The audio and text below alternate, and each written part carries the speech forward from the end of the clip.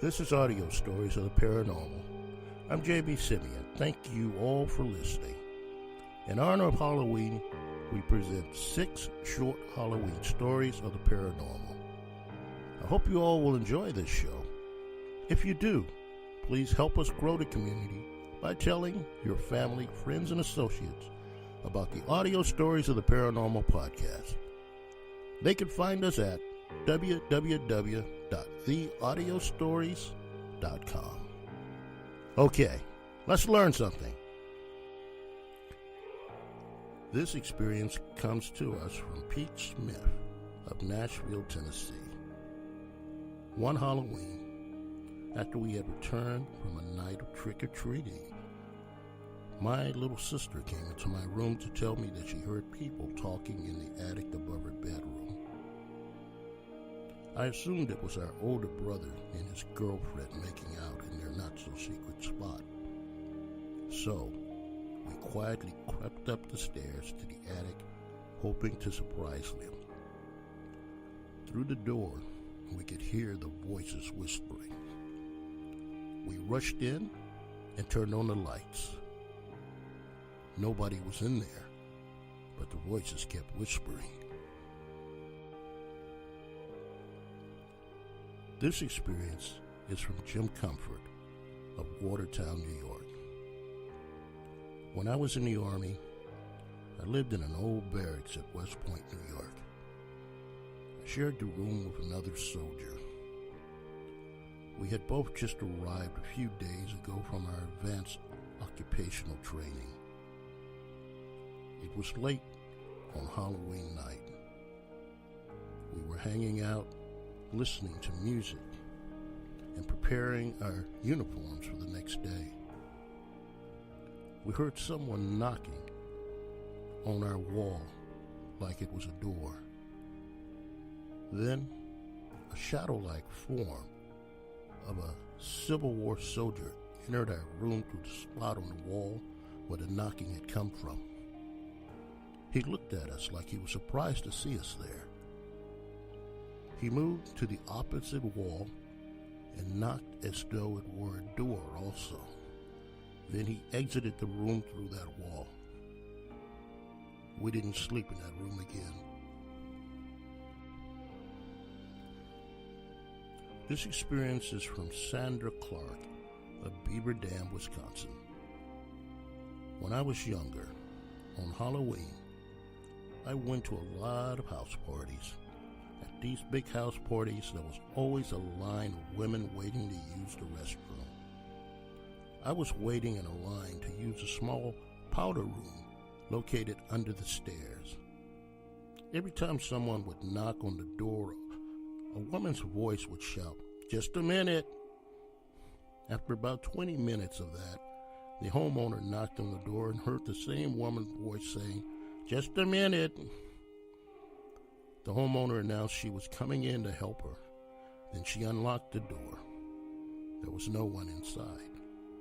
Because the powder room was located under the stairs, there was only one door in and out and no window. No one could have gotten out without us seeing them. This experience is from Tina Ferris of Las Vegas, Nevada. I heard loud noises coming from my 5-year-old daughter's bedroom. Thinking that she may have fallen out of bed, I went to check on her. When I opened the door, I found her sitting on her bed with the covers pulled up to her neck.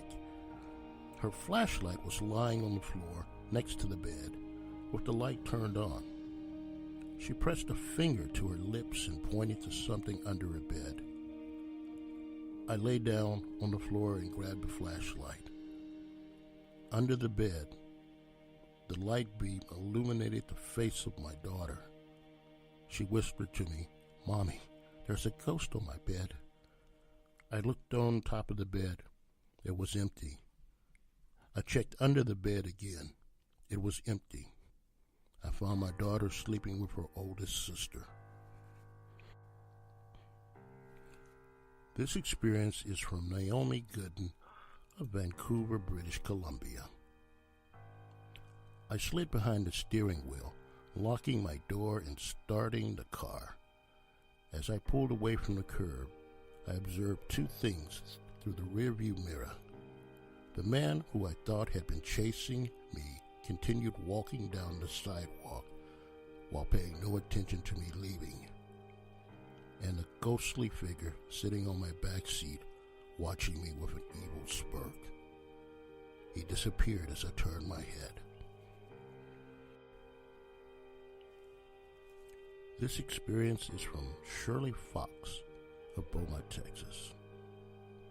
Most Halloweens, my grandmother would pick up my sister and me and take us trick-or-treating in the wealthy neighborhoods of our town. My grandmother was an insurance agent for a funeral home that offered burial policies.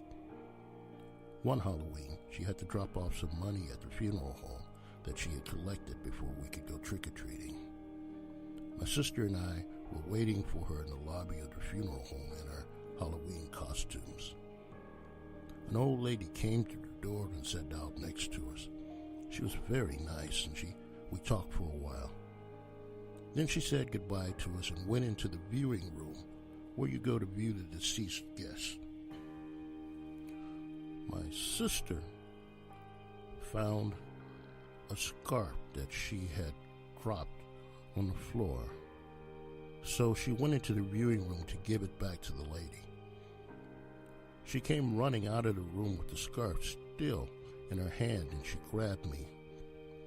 Then we went into the viewing room together. The old lady that had been talking to us was nowhere to be seen. My sister said nothing to me, but she pointed to the person in the coffin on display. That nice old lady had died days earlier.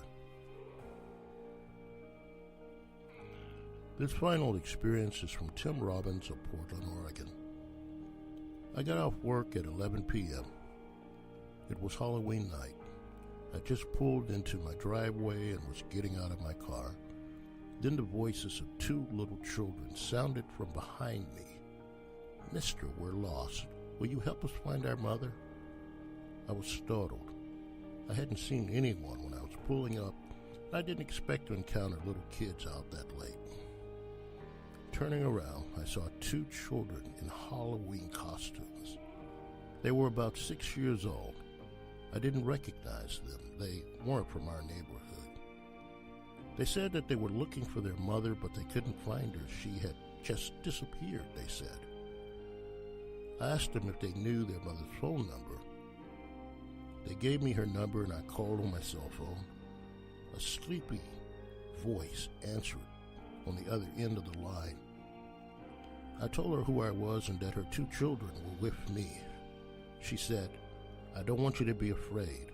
Are my children still with you?" I looked, but they were gone. She said, 5 years ago on Halloween night, she and they had gotten into a fatal auto accident. My two children were killed. Now, every Halloween since then, their spirits approach a stranger asking for help finding her. Sometimes she's able to speak with her children on the phone before they disappear. Most times they disappear before she can speak with them. In a tearful voice, she thanked me for calling her. All right, all you paranormals, this concludes our Halloween episode. If you all have paranormal experience you'd like to share with the community, or you'd like to comment on today's stories, please email me at mystory@theaudiostories.com. Or you can post your information in the submission form on the homepage at www.theaudiostories.com. If you would like to find the links to the merchandise store where you can purchase cool swag and help us continue to produce the show, it's right there on the homepage also. Thank you again for listening to the Audio Stories of the Paranormal. I'm J.B. Simeon, and I'll see you next week with a new episode. Until then, be aware, be cautious, and take care.